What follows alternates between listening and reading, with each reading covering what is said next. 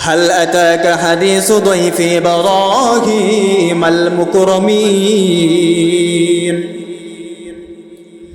هل أتاك حديث ضيف إبراهيم المكرمين إذ دخلوا عليه فقالوا سلاما قال سلام قوم منكرون আল্লাহ তাআলা মায়ের নবীকে বলতেছেন, নবী গো, হাল আতাকা হাদিসু দাইফ ইব্রাহিম আল মুকরমিন, আপনি কি জানেন ইব্রাহিম নবী ইব্রাহিম খলিলুল্লাহর মেহমানদের ঘটনা? সমস্ত নবীগণ মেহমান নওয়াজি ছিলেন।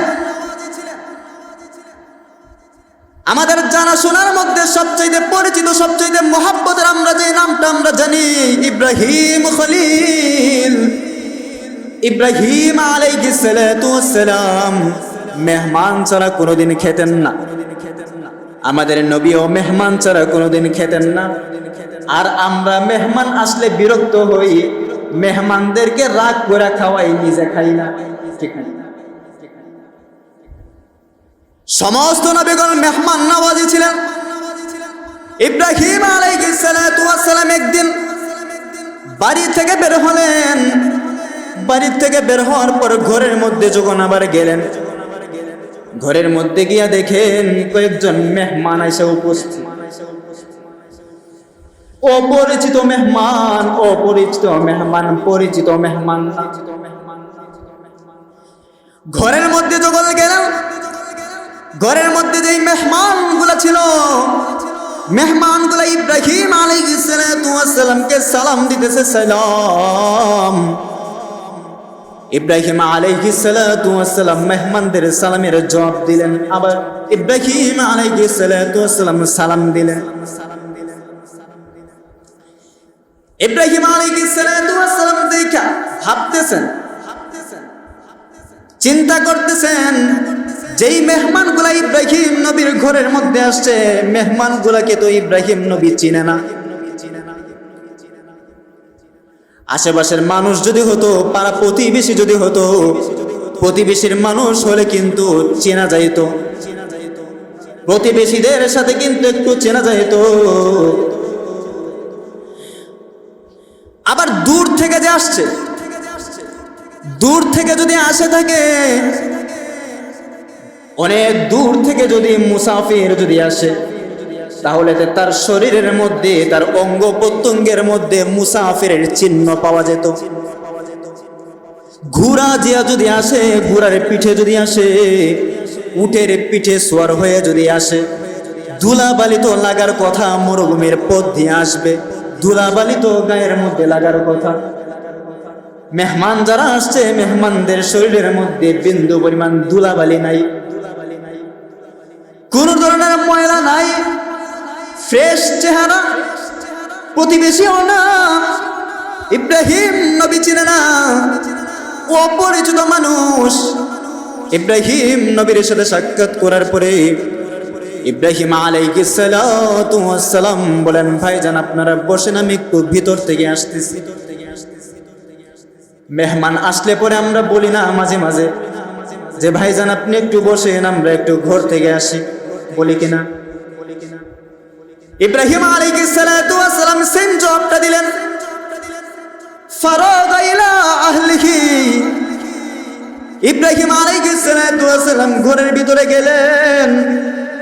ফাজাআ বিআজলিন সামিন, ইব্রাহিম আলাইহিস সালাতু ওয়াস সালাম ঘরের ভিতরে যাওয়ার পর কিছুক্ষণ পর আসলেন। কিছুক্ষণ পরে আইসা যেই মেহমানগুলা উপস্থিত ঘরের মধ্যে, এই মেহমানগুলার সামনে আস্ত একটা গরু, একটা গরুর বুনা, আস্ত গরু বুনা করে মেহমানদের সামনে হাজির করে দিলে। সুবহানাল্লাহ বলতে পারলেন না, কেমনে বলবে? দাওয়াত দিয়া তো গরু, খাসি, মুরগি দিয়ে পাওয়া যায় না, মুরগি পাইলো একটা মুরগির 20 পিস পার না, শুধু আরো কাটতো। ইব্রাহিম আলাইহিস সালাতু ওয়াস সালাম কি করছেন? আস্ত গরু, গরু গরুর টুকরা না, আস্ত গরু, সামিন, সামিন বলা হয়। ওই গরুর বাছুর এমন গরু যেটার বয়স 1.5 থেকে 2 বছর, পরিপূর্ণ বেশি হয় নাই, কমও না, মিডিয়াম। একটা গরু বুনা করে দিয়ে দিলেন নবপরিচিত মেহমান, মেহমানদেরকে খাবার খাওয়ানোর জন্য। ইব্রাহিম আলাইহিস সালাম বলতেছেন, ভাইজান আপনারা খান, খাবার শুরু করে দেন। কিন্তু মেহমানদেরকে বলার পরে মেহমানরা খায় না, বারবার বলতেছে ইব্রাহিম, ফাকাররাবাহু ইলাইহিম ক্বালা আলা তাকুলুন। ইব্রাহিম আলাইহিস সালাম বলতেছেন, ভাইজান আপনারা খান না কেন, খাচ্ছেন না কেন? ইব্রাহিম আলাইহিস সালামের বারবার পিরাপিরির করার পর, জোর জবরদস্তি করার পরে একটা সময় পরে মেহমানগণ বলতে বাধ্য হলেন। মেহমানগণ বলে উঠলেন, ইব্রাহিম পয়গম্বর, আমরা দুনিয়ার কোনো মেহমান না, দুনিয়ার কোনো মেহমান না, আমরা হলাম আসমান থেকে আসা আল্লাহর তৈরি ফেরেশতা। আমরা হলাম আল্লাহ তাআলার ফেরেশতা। ইব্রাহিম পয়গম্বর জিজ্ঞাসা করলেন, তাহলে আমার কাছে কেন আসলা তোমরা? এই মুহূর্তে তোমরা কেন আসলা? ফেরেশতাগণ ডাক দিয়ে বলতেছেন, ইব্রাহিম পয়গম্বর, আমরা এমনি এমনি আসি না, একটা সুসংবাদ দেওয়ার জন্য আপনার কাছে আসছি। কি সুসংবাদ? কি সুসংবাদ? ফেরেশতাগণ ডাক দিয়ে বলতেছে, ইব্রাহিম, আল্লাহ পাক রব্বুল আলামিন আপনাকে একটা গোলাম দিতে চায়, আপনাকে একটা সন্তান দিতে চায়।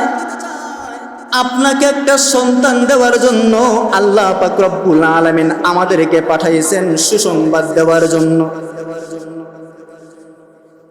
ইব্রাহিম আলাইহিস সালাম ফেরেশতাদেরকে বলতেছেন, ফেরেশতারা আমার সাথে কি তোমরা মজা করতেছো?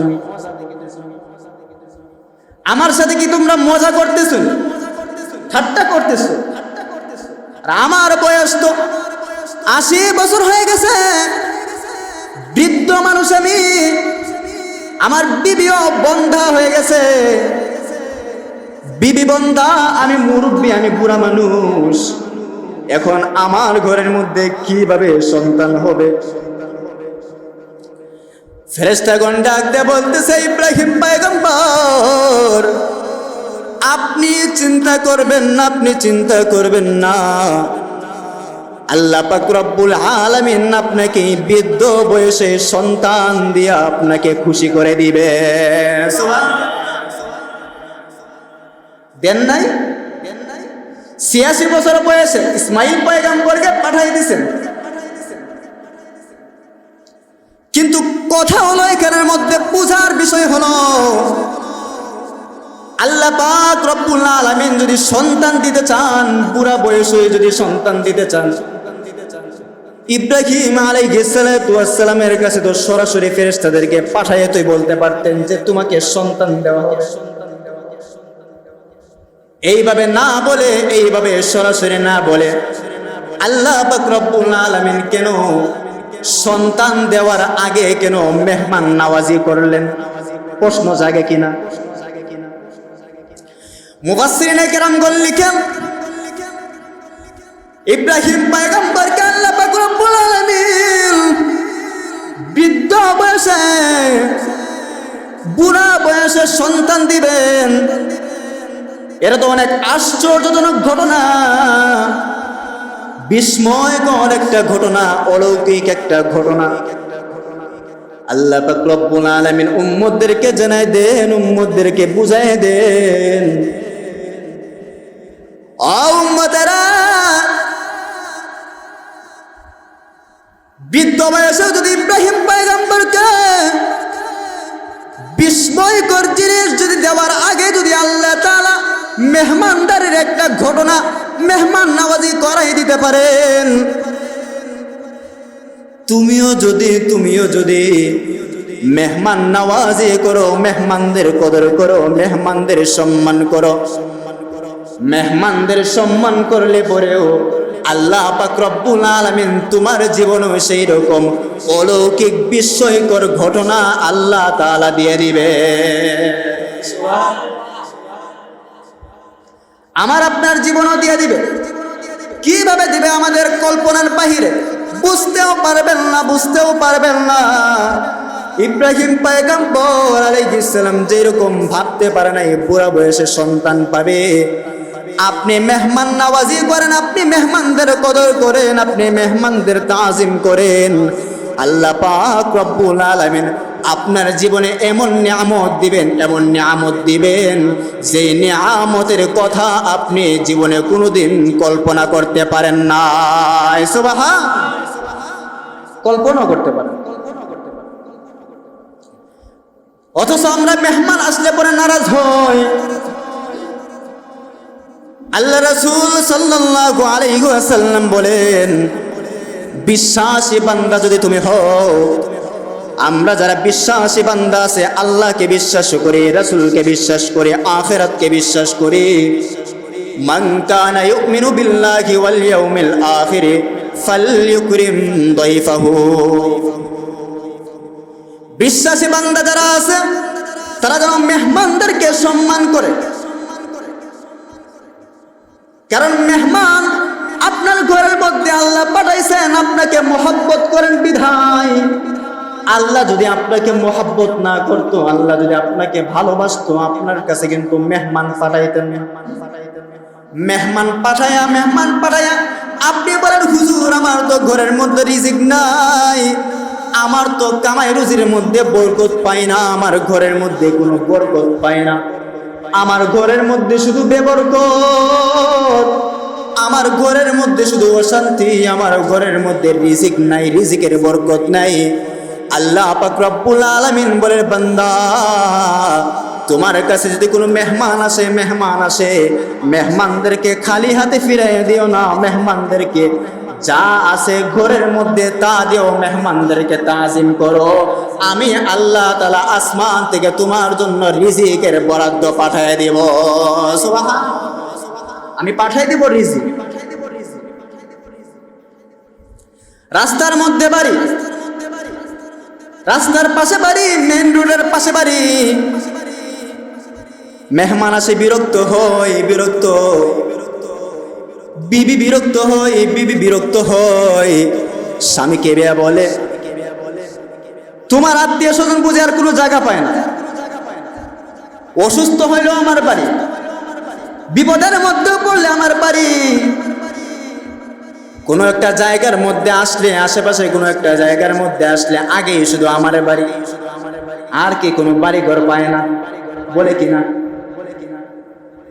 আবার অনেক স্বামীরও কিন্তু স্ত্রীর বাড়ি থেকে যদি মেহমান আসে সেও কিন্তু রাগ করে না।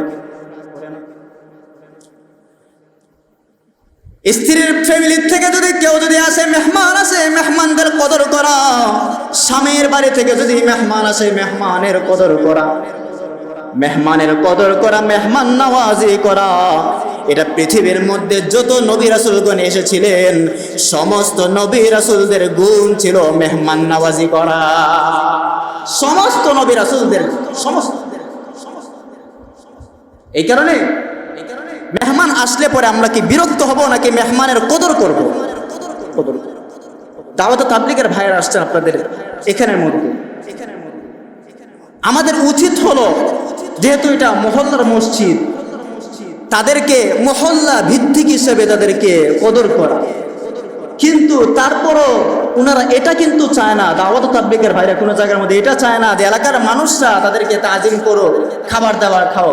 নিজে খায়া, নিজের পয়রা, নিজের টাকা পয়সা খরচ করা জায়গার মধ্যে আল্লাহ তাআলা দ্বীনের দাওয়াত দে, দ্বীনের কালিমার দাওয়াত দে, মানুষকে নামাজের দাওয়াত দে। আর ওই সমস্ত মেহমানদেরকে পর্যন্ত আমরা সমালোচনা করি, তাদেরকেও সমালোচনা করি। নিজের বাড়িতে নিয়ে খাওয়ায় না, আবার আল্লাহর ঘরের মধ্যে আসলে সেখানেও সমালোচনা করে। আমাদের মস্তিষ্ক পচনশীল হয়ে গেছে। এক নম্বরে গুণ, মানব জীবনে মুমিনদের শ্রেষ্ঠতম গুণ, সমস্ত নবীওয়ালাদের 5টা গুণ আজকে আলোচনা করতেছি আপনাদের সামনে। এক নম্বর গুণটা যেটা বললাম সেটা হলো মেহমানদের মেহমান নওয়াজি করা। কি করা? মেহমান নওয়াজি করা। এটা আল্লাহ তাআলার পক্ষ থেকে আপনার জন্য নিয়ামত। নিয়ামতের কদর আদায় করবেন, মেহমান নওয়াজি করব আমরা সবাই ইনশাআল্লাহ। 2 নাম্বার, সমস্ত নবী রাসূলদের যেই গুণটা ছিল, 2 নাম্বার গুণ হলো কেউ যদি কোনো ভুল করে, কেউ যদি কোনো অন্যায় করে, ক্ষমাযোগ্য কোনো মানুষ যদি থাকে তাকে ক্ষমা করে দেওয়া। কি করে দেওয়া? ক্ষমা করে দেওয়া মহৎ একটা গুণ, এটা সবাই পারে না। ক্ষমা করে দেওয়া এটা মহৎ একটা গুণ। আমরা তো শুধু প্রতিশোধ নেই, প্রতিশোধ। কে একটা আমার সাথে একটু খারাপ ব্যবহার করলো, খারাপ আচরণ করলো, আমরা নিজের জান দিয়ে হলো, জীবন দিয়ে হলো সেটার প্রতিশোধ নেওয়ার চেষ্টা করি। মাফ কিন্তু আমরা করতে চাই না, ঠিক না? আমারে যেরকম কষ্টটা দিছে ওই দিন যেই কথাটা বলছে এটা আমার সারা জিন্দেগি মনে থাকবে, ঠিক না? সারা জিন্দেগি মনে থাকবো। তারে আমি মাফ করতে পারবো না, তারে আমি জিন্দেগিতে কোনোদিন মাফ করবো না, বলি কিনা আমরা? অথচ মাফ করা কিন্তু এটা নবীদের গুণ। মাফ করা শুধু নবীদের গুণ নয়, মাফ করা স্বয়ং আল্লাহ তাআলার গুণ। আল্লাহ সুবহানাহু ওয়া তাআলা মাফ করতে ভালোবাসেন, আর যারা মাফ করে তাদেরকেও আল্লাহ তাআলা ভালোবাসেন। সুবহান। যারা মাফ করে দেয় তাদেরকে আল্লাহ তাআলা ভালোবাসেন। আপনাকে সামান্য একটু কষ্ট দিল, আপনি মাফ করতে চান না, আপনি প্রতিশোধ নিতে চান, প্রতিশোধ। অথচ আল্লাহ পাক রব্বুল আলামিন কোরআনুল কারীমের মধ্যে এরকম অনেক দৃষ্টান্ত দিয়ে রেখেছেন যেগুলো আপনার কল্পনার বাহিরে, ধারণার বাহিরে। এমন এমন এমন এমন জায়গার মধ্যে আল্লাহ তাআলা ক্ষমা করার কথা বলেছেন যেগুলো আমরা চিন্তাও করতে পারি না, আমাদের ধারণার বাহিরে এগুলো।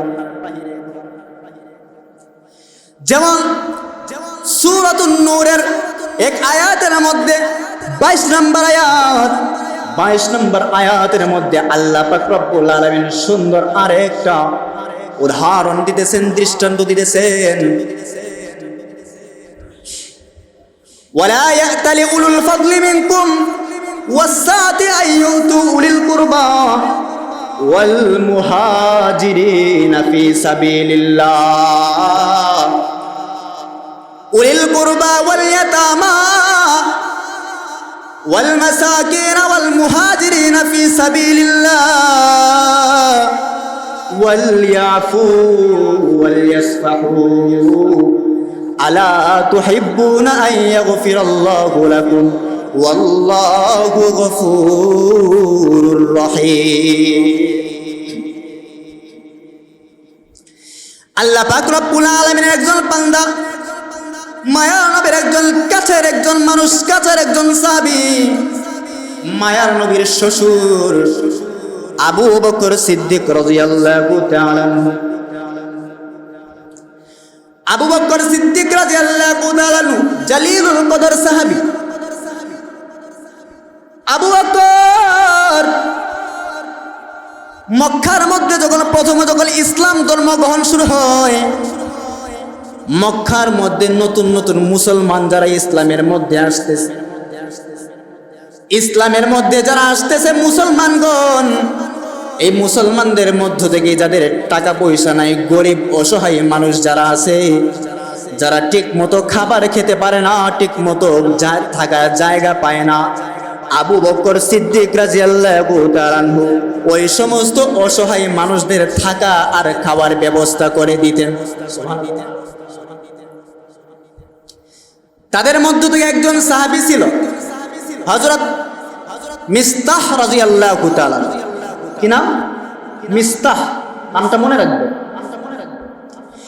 মিস্তাহ রাদিয়াল্লাহু তাআলা আনহু এত গরিব সাহাবী, এত গরিব, কিছুই নাই, কিছুই নাই, ফ্যামিলি অনেক বড় কিন্তু নিঃস্ব অসহায়। মুসলমান হয়ে গেছে। আবু বকর সিদ্দিক রাদিয়াল্লাহু তাআলা আনহু মিস্তাহকে বললেন, মিস্তাহ, কাউকে বলা যাবে না, কাউকে বলা যাবে না, কাউকে বলতে পারবা না। যদি কাউকে না বলো এই শর্তে তোমাকে তোমার যা কিছু লাগে, তোমার টাকা পয়সা দরকার লাগে, তোমার থাকার জায়গার দরকার লাগে, তোমার খাবার দাবার দরকার লাগে, সব কিছুর ব্যবস্থা আমি করে দিব। সুবহানাল্লাহ বলবেন না? তোমার সব কিছুর ব্যবস্থা আমি করে দিব। সব কিছুর ব্যবস্থা করতেছেন আবু বকর সিদ্দিক রাদিয়াল্লাহু তাআলা আনহু। হিজরতের পরে যখন নবীজি যখন মক্কা থেকে মদিনার মধ্যে চলে গেলেন, আবু বকর তো মক্কা থেকে মদিনার মধ্যে চলে যাবেন। মিস্তাহ রাদিয়াল্লাহু তাআলা আনহু দেখতেছেন উনি তো অসহায় মানুষ, মক্কার মধ্যে থাকলে আবার উনাকে কে দেখবে? এতদিন তো আবু বকর দেখেছে, এখন কে দেখবে? আবু বকর রাদিয়াল্লাহু তাআলা আনহু মিস্তাহ রাদিয়াল্লাহু তাআলা আনহুকে সঙ্গে করে সাথে নিয়ে হিজরত করে মদিনার মধ্যে পর্যন্ত নিয়ে গেলেন। তার মধ্যে আবার মদিনার মধ্যে যখন যুদ্ধ শুরু হয়ে গেল, একটার পর একটা যুদ্ধ, বনি মুস্তালিক যুদ্ধের সময় হযরত আয়েশা সিদ্দিকা রাদিয়াল্লাহু তাআলা আনহা ঘোড়ার পিঠের মধ্যে সর হইলেন। আয়েশা রাদিয়াল্লাহু তাআলা আনহা, আম্মা জান আয়েশা একেবারে হালকা ছিল, একেবারে হালকা,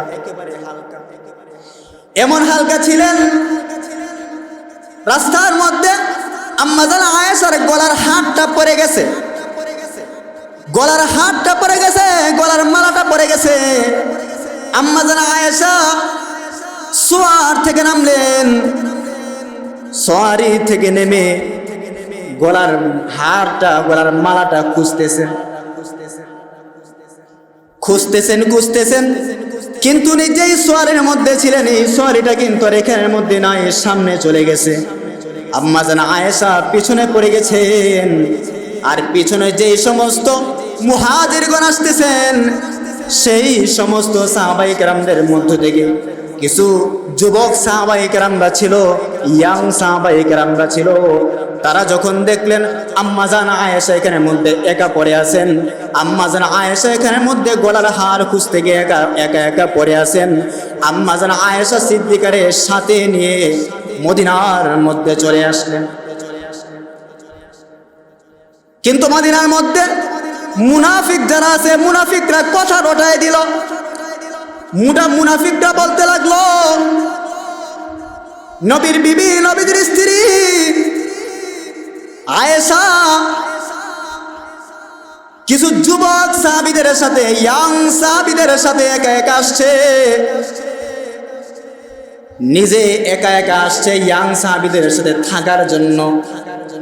ইয়াং সাহাবী, যুবক সাহাবী যারা আছে তাদের সাথে আসার জন্য রাস্তার মধ্যে থেকে গেছেন, তাদের সাথে সাথে আসছেন, আরো না জানি কি কি করছেন। নাউজুবিল্লাহ বলবেন না? আর একটু জোরে বলেন না, নাউজুবিল্লাহ। আম্মা জান আয়েশা কি কাজ করতে পারে? মুনাফিক তো, মুনাফিকরা কথা রটায় দিল।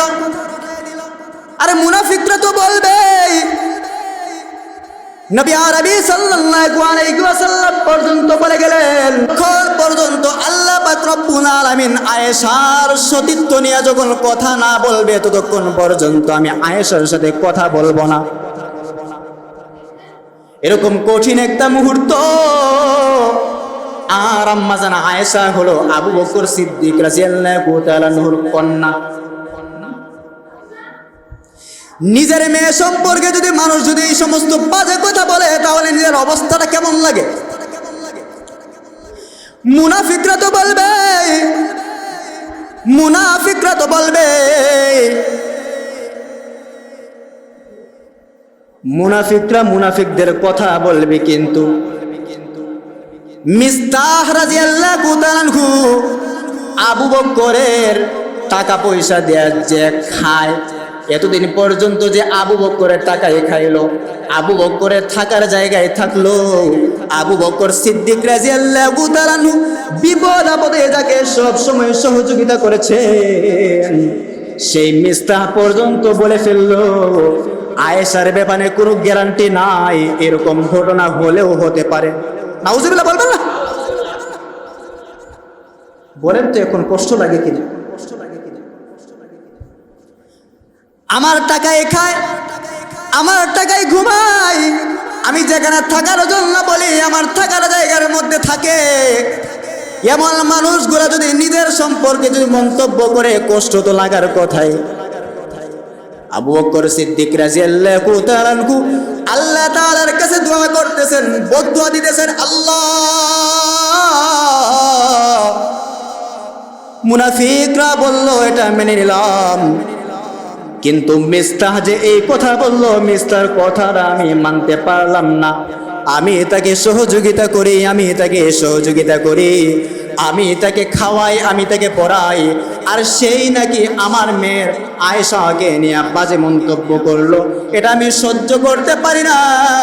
আজকে থেকে আমি কসম করতেছি, আমি কসম করতেছি আজকে থেকে মিস্তাহকে আর কোনো ধরনের সহযোগিতা করব না, আর সহযোগিতা করব। আচ্ছা, আবু বকর রাদিয়াল্লাহু তাআলা যে কসমটা খাইছে, এটা অযৌক্তিক কসম নাকি যৌক্তিক? অযৌক্তিক না যৌক্তিক? যৌক্তিক একটা কসম খাইল, কিন্তু চিন্তা করে দেখেন ইসলাম কতটা মানুষের জন্য সহায়ক, ইসলাম কতটুকু সুন্দর, ইসলামের বিধানটা কতটুকু সুন্দর। যৌক্তিক একটা কাজে মানুষকে বদদুয়া দিতেছে, বদদুয়া, কসম করতেছে কসম। আল্লাহ পাক রব্বুল আলামিন আয়াত নাজিল করে দিলেন, আয়াত ওয়ালা ইয়াতালি উলুল ফাদলি মিনকুম ওয়াসআতি আইয়ুতু উলিল কুরবা ওয়াল মুহাজিরিনা ওয়াল মাসাকিনা ওয়াল মুহাজিরিনা ফি সাবিলিল্লাহ। তোমাদেরকে আল্লাহ পাক রব্বুল আলামিন তোমাদের মধ্য থেকে যাদেরকে আল্লাহ তাআলা দ্বীনি মর্যাদা দিয়েছেন আর দুনিয়ার মধ্যে দুনিয়াবি সচ্ছলতা দিয়েছেন, উলিল কুরবা, তারা যেন এইরকম ভাবে কসম না খায়, তারা যেন এইরকম কসম না করে যে আত্মীয় স্বজন যারা আছে, মিসকিন যারা আছে, অভাবী মানুষ যারা আছে, আর মুহাজির মানুষ যারা আছে, হিজরতকারীরা যারা আছে, তাদেরকে দান করবে না, এরকম কসম যেন না খায়। মানুষকে দান করবে না এরকম কসম করে যেন না খায়। সম্পদ আমি আল্লাহ দিছি, আমি আল্লাহর সম্পদ থেকে মানুষকে দিতেছ, সেই সম্পদ নিয়ে পড়াই করা যাবে না। আল্লাহ পাক রব্বুল আলামিন বিনিময়ে কি বলতেছেন, এমন সময়ে যদি তোমার সাথে যদি অন্যায় করে ফেলে, আল্লাহ পাক রব্বুল আলামিন বলতেছেন ওয়ালিয়াফু ওয়ালিয়াসফাহু, তারা যেন সেই ভুলগুলোকে উপেক্ষা করে ফেলে, তারা যেন মানুষদেরকে ক্ষমা করে দেয়। কি করে দেয়? ক্ষমা।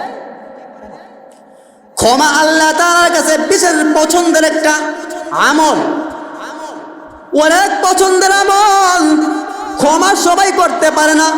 মহান মানুষ যারা আছে, মহৎ ব্যক্তি যারা আছে, মহান মানুষ যারা আছে, বড় দরাজ দিলের মানুষ যারা আছে, তাদের পক্ষে সম্ভব। ঠিক না? মানুষ তো কত কষ্টই দিবে, কিন্তু সেইগুলাকে মনে রাখা যাবে না, ক্ষমা করে দেওয়া দিতে হবে। ক্ষমা করে দেওয়া শুধু মুমিনদের গুণ নয়, ক্ষমা করে দেওয়া শুধু মুসলমানদের গুণ নয়, ক্ষমা করে দেওয়া শুধু মুত্তাকিদের গুণ নয়। মুত্তাকি, মুসলিম, মুমিন সবার ঊর্ধ্বে গিয়া ক্ষমা করে দেওয়া হলো মুহসিন বান্দা যারা আছে, মুহসিন বান্দাদের গুণ। মুহসিনদের ব্যাখ্যা যদি দিতে চাই তাহলে আবার অনেক সময় লেগে যাবে, আরেকদিন দিব। মুহসিন বান্দা যারা আছে উপরের লেভেলে, এক কথাই বুঝেন, উপরের লেভেলের মানুষ যারা আছে, তাদের তালিকার মধ্যে আল্লাহ পাক রব্বুল আলামিন ক্ষমাকারী বান্দা যারা আছে তাদের নামটা লিখে দেন। আল্লাহ তাআলা কুরআনুল কারীমের মধ্যে বলতেছেন, আল্লাযীনা ইউনফিকুনা ফিস সাররা'i ওয়াদ দাররা'i ওয়াল কাযিমিনাল গায়যা ওয়াল আফিনা আনিন নাস। যারা সচ্ছল অবস্থায় দান করে আল্লাহর রাস্তায়, অসচ্ছল অবস্থায় দান করে, ওয়াল কাযিমিনাল গায়জ, রাগ উঠলে পরে রাগকে দমায় রাখে, রাগকে নিয়ন্ত্রণ করে রাখে, ওয়াল আফিনা আনিন নাস, মানুষ ভুল করলে পরে মানুষকে ক্ষমা করে দেয়, ওয়াল্লাহু ইউহিব্বুল মুহসিনিন, ওই সমস্ত বান্দাগণ হলো মুহসিন বান্দা। আর আল্লাহ পাক রব্বুল আলামিন মুহসিন বান্দা যারা আছেন তাদেরকে প্রচন্ড প্রচন্ড প্রচন্ড ভালোবাসেন। সুবহান, প্রচন্ড ভালোবাসেন। ক্ষমা করব ইনশাআল্লাহ। ক্ষমা করা কার গুণ? নবীদের গুণ, মুমিনদের গুণ। মেহমান নওয়াজি করব, 2 নাম্বার ক্ষমা করব, ক্ষমা সমস্ত নবীদের গুণ। 3 নাম্বার গুণ যেটা আছে সেটা হলো সততা। কি করা? সততা, সৎ থাকা। থাকতে পারিনি আমরা। সৎ থাকা সবার পক্ষে সম্ভব নাই। সৎ শুধু নিজের পক্ষে থাকলে হবে না। আপনার কাছে যখন কোনো বিচার আচার আসবে, সামাজিক বিচার আচার আসবে, বিচার আচার যারা করেন তারাও কিন্তু সৎ থেকে কিন্তু বিচার করতে হবে। চায়ের দোকানের মধ্যে বৈশা বিচার কিন্তু বন্টন করে নেওয়া যাবে না। চায়ের দোকানের মধ্যে 1 কাপ চা দিয়ে কিন্তু বন্টন করে নেওয়া যাবে না। টেবিলের নিচ দিয়ে কিন্তু ইনসাফ বিচার নেওয়া যাবে না। সৎটাকে কিন্তু বিক্রি করে দেওয়া যাবে না। সৎ থাকতে হবে, সৎ।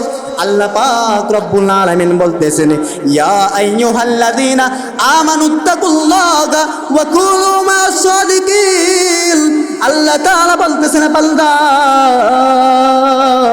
মুত্তাকি বান্দা যারা আছে, মুত্তাকি বান্দা যারা আছে, মুত্তাকি বান্দাদের মুত্তাকি বান্দা হইতে হলে তার 1 নাম্বার যে গুণটা আছে, প্রধান যে গুণটা আছে সেটা হলো সৎ থাকতে হবে। সত্যবাদী মানুষ যারা আছে, সত্যবাদীর মানুষের সাথে থাকতে হবে। সৎবাদী মানুষ যারা আছে, সত্যবাদী মানুষ যারা আছে তাদের সাথে থাকতে হবে। আর আমাদের চলাফেরা তো আছে সব গাঞ্জাকুর, মদকুর, ইয়াবাকুর, বাবাকুর, ঠিক কিনা? আমাদের চলাফেরা যারা আছে সব হারাম কাজ যারা করে, সারাদিন শুধু জুয়ার মধ্যে লিপ্ত থাকে, তাদের সাথে চলাফেরা আমাদের, ঠিক কিনা? আমাদের চলাফেরা ভালো মানুষদের সাথে না, সৎ মানুষদের সাথে চললে সৎ হওয়া যায়। মসজিদের ইমাম সাহেব হুজুরের সাথে চললে সৎ হওয়া যায়। মসজিদের মুয়াজ্জিন সাহেবের সাথে চললে সৎ হওয়া যায়। হাফেজ সাহেবের সাথে চললে সৎ হওয়া যায়। মাদ্রাসার ছোট ছোট বাচ্চারা আছে তাদেরকে মুহাব্বত করলে, তাদের কাছে থাকলে সৎ হওয়া যায়। নবীর ওয়ারিস উলামায়ে কেরামদের কাছে থাকলে সৎ হওয়া যায়। আকাবিররা যারা আছেন, পীর সাহেব মাশায়েখগণ যারা আছেন, তাদের দরবারের মধ্যে গেলে সৎ হওয়া যায়। ভালো মানুষদের কাছে গেলে সৎ হওয়া যায়। দুনিয়ার যত ইয়াবাকুর বাবাকুর যারা আছে তাদের কাছে গেলে সৎ হইতে পারবেন না, বরং আপনি ভালো মানুষ হইলেও আপনি খারাপ হয়ে যাবেন, ঠিক কিনা? আপনি খারাপ হয়ে যাবেন। তো আপনার তো চলাফেরা করা দরকার। যুবক ভাইরা যারা আছেন, আপনার বন্ধু তো এমন হওয়া দরকার, আপনার যে বন্ধুটা আপনাকে বলবে, ভাই এ বন্ধু তুমি কি আজকে ফজর নামাজ পড়ছো কিনা? এ বন্ধু তোমাকে তো দেখলাম জুমার সময় আজকে তুমি সবার শেষে মসজিদের মধ্যে গেছো, সবার আগে কেন যাইতে পারো না? তুমি তো দেখলাম আজকে কোরআন তেলাওয়াত করো নাই। তুমি তো দেখলাম আজকে মানুষকে সালাম দাও নাই। তুমি তো দেখলাম আজকে মুরব্বীদেরকে সম্মান করো নাই। তুমি তো দেখলাম আজকে হালাল কাজটা ছাইড়া দিছো। তুমি তো দেখলাম আজকে হারাম কাজটা করেছো। সৎ কাজের কথা বলবে, সত্যের কথা বলবে, এই মানুষটা হলো তোমার সত্যিকারের বন্ধু। আর যেই মানুষটা কথার কথায় শুধু সিনেমার কথা বলে, নায়কের কথা বলে, গায়কের কথা বলে, গানের কথা বলে, মুভির কথা বলে, খেলার কথা বলে, জোয়ার কথা বলে, মদের কথা বলে, মদের আড্ডার মধ্যে যাওয়ার জন্য বলে, গানের আসরের মধ্যে যাওয়ার জন্য বলে, গিবতের জায়গার মধ্যে যাওয়ার জন্য বলে, চায়ের দোকানের মধ্যে গিয়ে আড্ডা দেওয়ার জন্য বলে, ঘোরাফেরার মধ্যে গিয়া, নতুন নতুন জায়গার মধ্যে গিয়া হারাম কাজে লিপ্ত হওয়ার জন্য উদ্বুদ্ধ করে, ওই সমস্ত বান্দা যারা আছে তারা কিন্তু তোমার আসল বন্ধু না। তারা তোমাদের সত্যিকারের সামনাসামনি যদিও বন্ধু মনে হয়, মূলত তারা বন্ধু না, তারা বন্ধু বেশে তোমার নামে হলো শত্রু, ঠিক না? তারা শত্রু। সত্যবাদীদের সাথে থাকতে হবে, নিজে সৎ হতে হবে, ফ্যামিলিকে সৎ হতে হবে, বিচার আচার কি করতে হবে, সৎভাবে করতে হবে।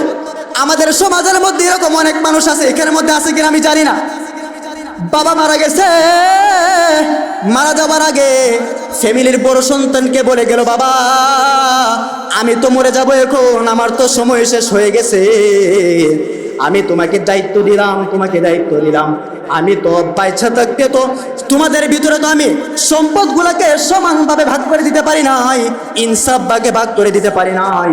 আমি মারা যাওয়ার পর তুমি তো বড় সন্তান, তোমার কাছে দায়িত্ব দিলাম, তুমি সততার সহিত, ইনসাফের সহিত তুমি ফ্যামিলির মধ্যে তোমার ভাই বোন যারা আছে তাদের মধ্যে ইনসাফ ভাবে বন্টন করে দিবা সম্পদ।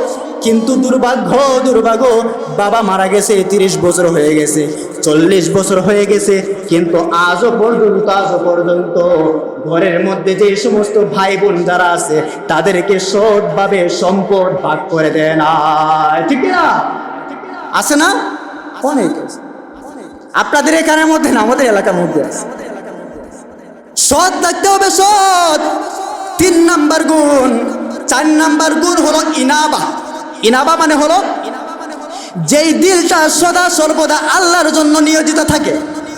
অর্থাৎ বান্দা গুনাহ করে ফেলে, আমরা তো গুনাহগার, গুনাহ করাটাই স্বাভাবিক, কিন্তু গুনাহ করলেও কিন্তু গুনাহটাকে কিন্তু আমল মনে করে না, গুনাহটাকে কিন্তু প্রাধান্য দেয় না। উপরে যদি গুনাহ করে ফেলার ভিতরে কিন্তু মনে হয় এটা যে করতেছি এটা তো আমি গুনাহ করতেছি, গুনাহ। একটা এক্সাম্পল দিই, ছোট করে একটা এক্সাম্পল। মনে করেন একজন মানুষ আরেকজনকে নামাজের দাওয়াত দিতেছে, ভাই নামাজ পড়ো, ও বলতেছে ভাই না নামাজ না পড়লে কি হইব, তোমার নামাজ গিয়ে তুমি পড়ো। বলি কেন, অনেকে বলেন না তোমার নামাজ তুমি পড়ো, আমার আইসো না নামাজের দাওয়াত দিতে। এই যে কথা বলছে না, ইমান চলে যায়, সামান্য একটা কথাতে ইমান চলে যায়। অনেকে বলে যে ভাই, অনেকে এইভাবে উত্তর দেয় যে আপনি বলছেন কিন্তু আমি পারতেছি না। হ্যাঁ আপনি বলছেন, আসলেই তো নামাজ পড়া দরকার, এটা একটা। আরেকটা হলো তোমার নামাজ গিয়ে তুমি পড়ো, দুইটার মধ্যে পার্থক্য আছে না? তার মানে প্রথম যে উত্তরটা দিল ভাই নামাজ পড়া আসলেই দরকার, তার মানে সে গুনাহ করতেছে জানে, কিন্তু তার দিলটা যেটা আছে না সেটা তো পরিবর্তন হয় না। দিলের ভিতরে আল্লাহ তাআলার মহব্বত, আল্লাহ তাআলার প্রেম আছে, যে চায় যে আল্লাহর জন্য কাজ করতে, কিন্তু শয়তানের ধোঁকার মধ্যে পড়িয়া পারে না। এগুলো এরকম আমরা বলবো না ইনশাআল্লাহ। উপরে গুনাহ করে ফেলাইলো, ভিতরটা কিন্তু আবার এইভাবে কিন্তু উত্তর দিয়া মানুষ যদি ভালো কথা বলে, আপনার যদি ভালো না লাগে আপনি এড়ায় যান, কিন্তু আপনি জবাব দিয়ে বেঈমানের তালিকার মধ্যে নামটা লেখায়েন না। ইনাবা হতে হবে, ইনাবা। আল্লাহ তাআলা বলতেছেন, কুল ইন্নাল্লাহা ইউদিল্লু মান ইয়াশা ওয়া ইয়াহদি ইলাইহি মান আনাব। আল্লাহ তাআলা যাকে ইচ্ছা গুমরাহ করে ফেলেন, আবার আল্লাহ তাআলা যাকে ইচ্ছা হেদায়েত দেন। কাদেরকে হেদায়েত দেন আল্লাহ এই আয়াতের মধ্যে বলতেছেন, যারা উপরে গুনাহ করে ফেলায় কিন্তু ভিতরের মধ্যেও একটু পরিবর্তন করার জন্য একটু আশা থাকে, ইচ্ছা থাকে, পরিবর্তন হতে চাই, ওই সমস্ত মানুষদেরকে আল্লাহ তাআলা গুনাহ করে ফেলাইলো তাদেরকে আল্লাহ তাআলা হেদায়েতের পথে কবুল করে নেন। সুবহানাল্লাহ, তাদেরকে আল্লাহ কবুল করে। 4 নাম্বার। 5 নাম্বার, সর্বশেষ নবীওয়ালাদের সর্বশেষ গুণ, মুসলিম মুমিনদের জন্য সর্বশ্রেষ্ঠ গুণ শাকির হওয়া, শুকরগুজার হওয়া, কৃতজ্ঞশীল হওয়া। আমাদের মধ্যে এই গুণটা নাই। সব অকৃতজ্ঞ বান্দা, অকৃতজ্ঞ। আল্লাহ যা দিছেন তার প্রতি অকৃতজ্ঞ, মানুষের পক্ষ থেকে যা পাই তার প্রতি অকৃতজ্ঞ, ঠিক না? একজন উপকার করছে তো আমরা কৃতজ্ঞশীল না হইয়া তাকে বরং আরো হেই প্রতিপন্ন করি, ঠিক না? মানুষ কর্জা দিছে, কর্জা দিয়া তাকে সহযোগিতা করছে, কৃতজ্ঞ, তার কৃতজ্ঞতা আদায় করবে। বলছে কালকে দিয়া দিব, পরশু দিন দিয়া দিব, 3 মাস যায় খবর নাই, আবার 3 মাস পরে যদি চায়, এই মা তোমার টাকা নিয়ে কি ভাইকাকে গেছে, আসি না এলাকার মধ্যে, বলে কিনা? হ্যাঁ, ও কৃতজ্ঞশীল বান্দা। আল্লাহ তাআলা কি বলতেছেন, ফাজকুরুনি আযকুরুকুম ওয়াশকুরুলি ওয়ালা তাকফুরুন। তোমরা যদি শুকরিয়া আদায় করো তাহলে আমি আল্লাহ তাআলা তোমাদের নিয়ামতকে বাড়াই দিব। লা ইন শাকারতুম লা আযীদান্নাকুম ওয়া লা ইন কাফারতুম ইন্না আযাবি লাশাদীদ। জানি তোমরা সবাই নিয়ামতের শুকরিয়া যদি আদায় করতে পারি তবেই না আল্লাহ তাআলা নিয়ামত বাড়াই দিবে, ঠিক না? এই 5টা গুণ যদি আমরা অর্জন করতে পারি, যে এই সমস্ত বান্দাদের ভিতরে এই আজকের এই 5টা গুণ নিজের ভিতরে, যদিও গুণগুলা একদম সহজ, পালন করতে পারলে আমাদের জিন্দেগিটা, আমাদের জীবনটা পরিবর্তন হয়ে যাবে ইনশাআল্লাহ। আল্লাহ তাআলা আমাদের সবাইকে এই 5 গুণ মেনে, 1 নাম্বার কি বললাম আবার বলে দিয়া দেরি নয়তো তো করে ভুলে যায়, কি বলছে মনে নাই, পিছনে যারা আসছে শেষে যারা আসছে তারা তো জানে না। 1 নাম্বার হলো মেহমান নওয়াজি করা। কি করা? মেহমান নওয়াজি করা। মেহমান আসলে ও খুশি না হওয়া, তাদেরকে যথাসাধ্য অনুযায়ী কদর করা। 2 নাম্বার হলো ক্ষমা করে দেওয়া। কেউ একটু আপনার কাছে ভুল করছে, তো অন্যায় করছে, মাফ করে দেওয়া, ক্ষমা করে দেওয়া। 3 নাম্বার হলো বান্দা সৎ হওয়া, সততার সহিত চলাফেরা করা। 4 নাম্বার হলো ইরাবা, সদা সর্বদা যে দিলটা যে আছে সে আল্লাহর জন্য রাইখা দেওয়া। আর 5 নাম্বার হলো শাকির হওয়া, শুকরগুজার বান্দা হওয়া। আল্লাহ তাআলা আমাদের সবাইকে এই 5 গুণ মেনে আমাদের জিন্দেগিটাকে নবীওয়ালা জিন্দেগির মতো পরিবর্তন করে দিক। আমিন। ওয়া আখির দাওয়ানা আলহামদুলিল্লাহি রাব্বিল আলামিন।